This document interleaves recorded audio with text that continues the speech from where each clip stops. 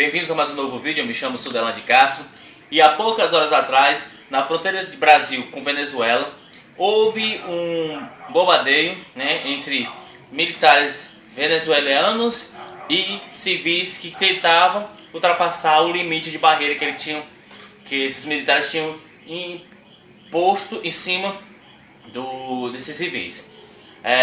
O conflito se deu no momento que um grupo de manifestantes tentava ultrapassar o limite e, em resposta, esses militares remessaram bombas de gás lacrimogêneo.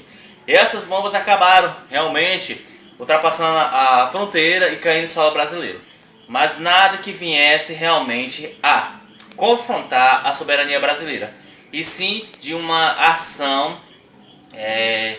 de força de muito excesso, sobrecedente até por um ponto de vista dos militares em arremessar as bombas de efeito moral para esses civis que estavam no lado do território brasileiro.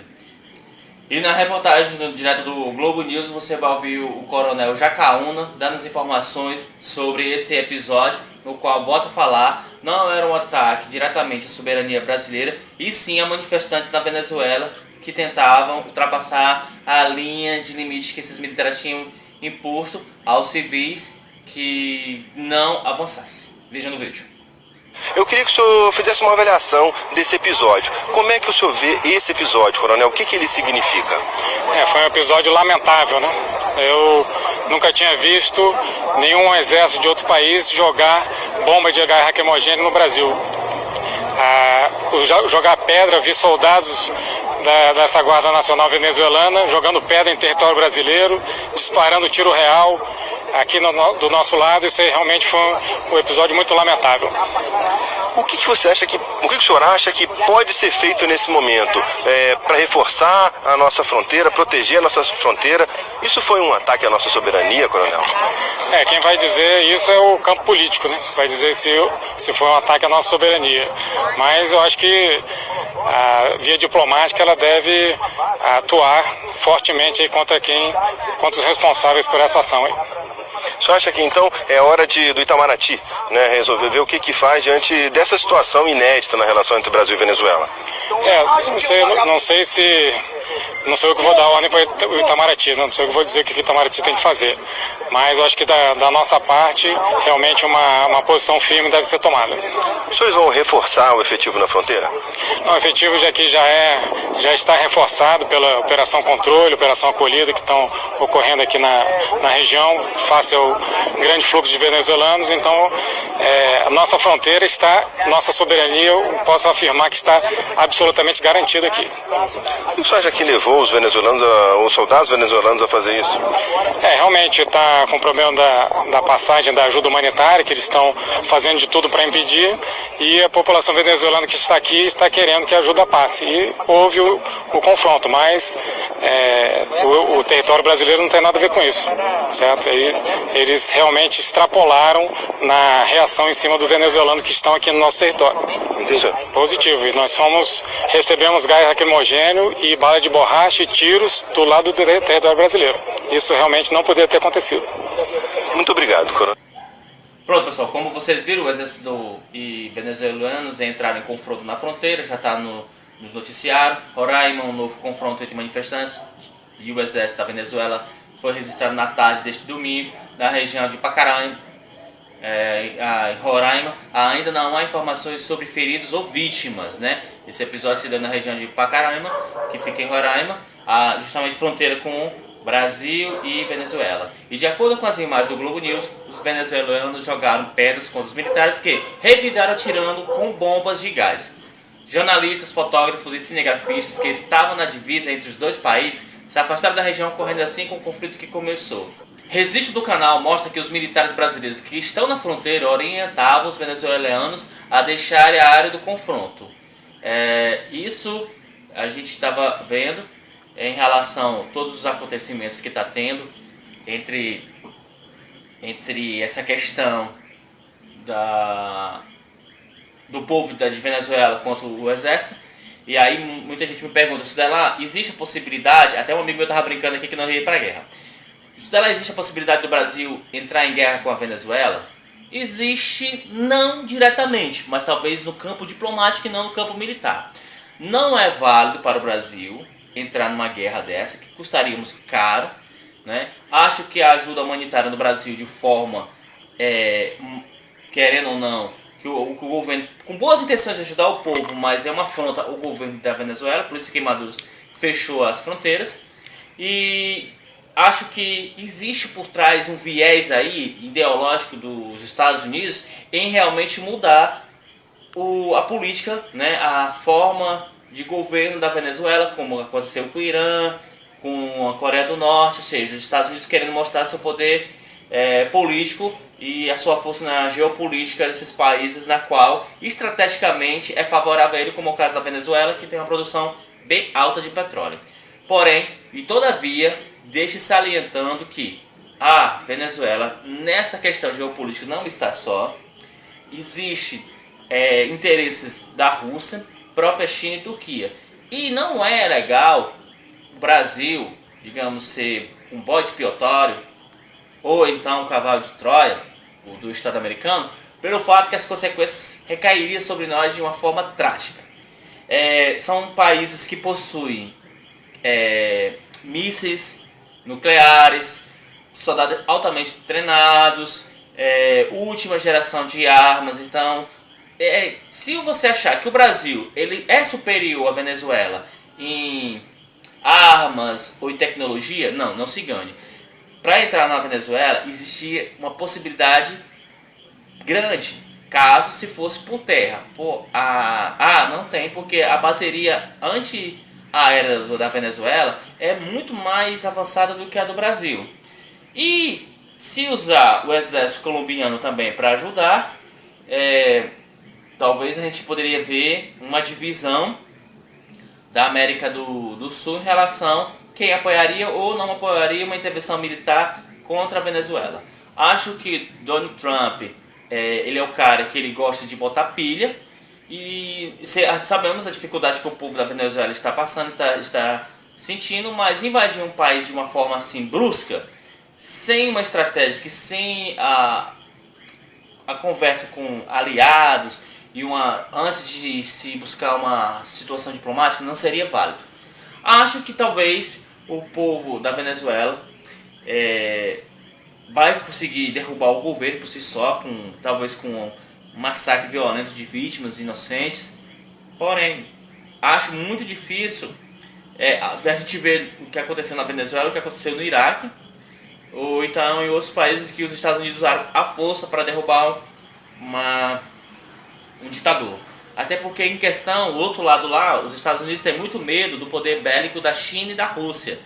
E ambos, Estados Unidos e Rússia, saíram do tratado de armas. Então, ou seja, não estão nem aí em diminuir ou destruir suas armas químicas, suas armas nucleares. E acho que, voltando à situação do Brasil, que não era de forma alguma necessário o Brasil comprar para si essa guerra. Talvez de uma forma diplomática o Brasil conciliar, até porque já temos um histórico no passado, coisa da época da Guerra do Paraguai, que custou muito dinheiro, no segundo reinado. O Brasil gastou tudo para essa guerra. Eu acho, ao meu ver, uma guerra necessária, que até estrategicamente, geopoliticamente, a Venezuela não nos enriquece de forma alguma. Na verdade, eles são até compradores, mesmo com aqueles que eles têm lá, eles são compradores da nossa carne, nosso arroz, nossos cereais. Então, assim, eles não são um país que... A Venezuela não é um país que dá problema no Brasil. Na verdade, são nossos compradores. Existe aquela parceria. A forma que Bolsonaro ou alguns militares no governo vê que a Venezuela não aplica direito essa situação com o povo lá, democraticamente na democracia, aí é outros 500. Mas para entender a situação toda bélica, você vai ver aqui no vídeo como é a equiparidade militar dos dois países. A Venezuela possui uma fronteira de 2.199 km de comprimento com o Brasil, sendo 90 km de fronteira terrestre. Uma curiosidade é que, graças à posse venezuelana de sistemas antiaéreos de longo alcance e de médio alcance, a região fronteiriça, em caso de conflito, teria seu espaço aéreo dominado pela Venezuela. A Venezuela possui 12 baterias com 4 sistemas cada dos mísseis russos S-300, um dos mais modernos do mundo. possui ainda 7 baterias dos mísseis de médio alcance Buk M2 e mais 24 unidades dos S-125. Tudo isso sem contar os sistemas portáteis e os canhões de curto alcance. Nesse cenário, a Venezuela poderia abater aeronaves brasileiras sem precisar deslocar suas baterias antiaéreas para fora do país. Já o Brasil sofre com a falta de um sistema antiaéreo de longo alcance e tem seus únicos sistemas de médio alcance equipados em navios da Marinha. Nesse cenário hipotético, um jeito do Brasil recuperar o controle do espaço aéreo da região é através de uma infiltração de forças especiais no território inimigo, para sabotar as baterias antiaéreas da Venezuela. Já que o espaço aéreo vai estar bloqueado, a infiltração teria que ser pelos rios da fronteira ou por terra. Os operadores das unidades de elite das Forças Armadas são treinados para passar dias fazendo uma progressão terrestre no terreno inimigo. Se as tropas especiais conseguirem sabotar as baterias de longo e de médio alcance, já vai ser possível fazer o lançamento de suprimentos para os aliados, utilizando um C-130 ou um KC-390, por exemplo. No que se refere ao combate em terra, o principal carro de combate da Venezuela é o T-72B, na qual eles possuem 192 unidades, mas segundo o que se sabe, somente 92 unidades estão em serviço ativo.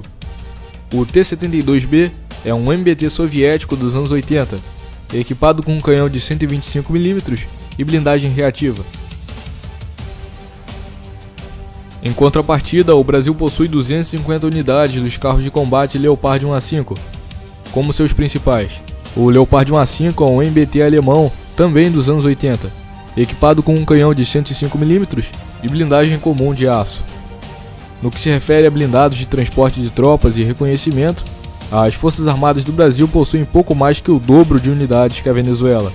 São blindados como os Guarani, os Cascavel, os M113, os Urutu e os Movag Piranha. Já a Venezuela opera blindados do tipo Scorpion 90, BMP-3, BTR-80, AMX-13, Panhard e Dragon 300.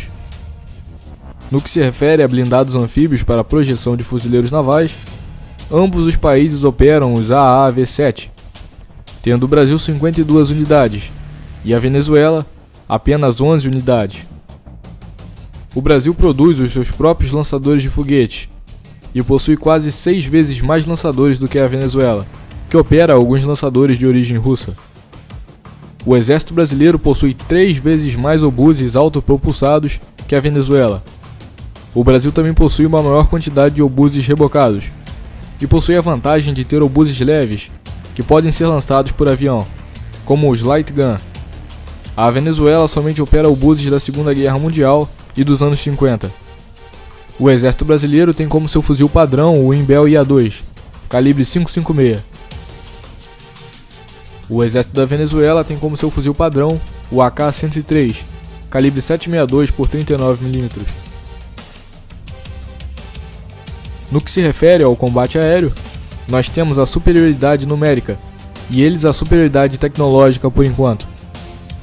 A Venezuela opera 23 caças russos Sukhoi Su-30 e 19 caças americanos F-16.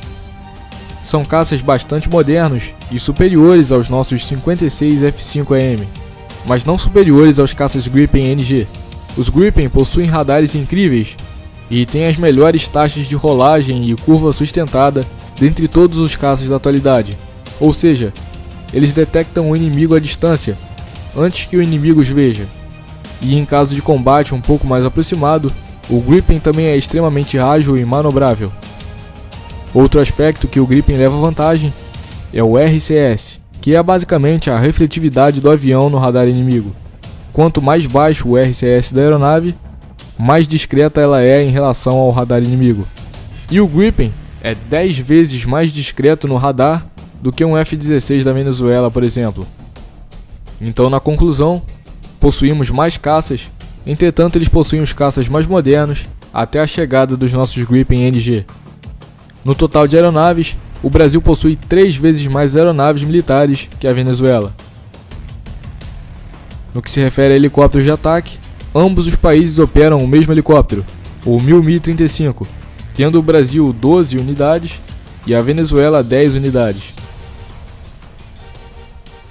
No que se refere à marinha de guerra, a marinha do Brasil possui 2 vezes mais navios que a marinha da Venezuela.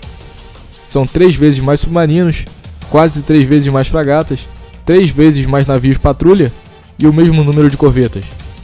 Dos 2 países, o Brasil é o único que possui um navio aeródromo. No caso, é o recém-adquirido Porta-Helicópteros Atlântico.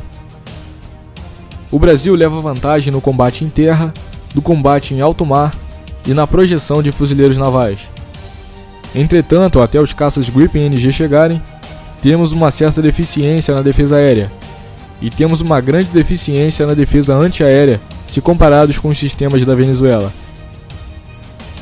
Outro detalhe importante é que o Brasil possui uma indústria de defesa e já criou diversas armas de origem nacional.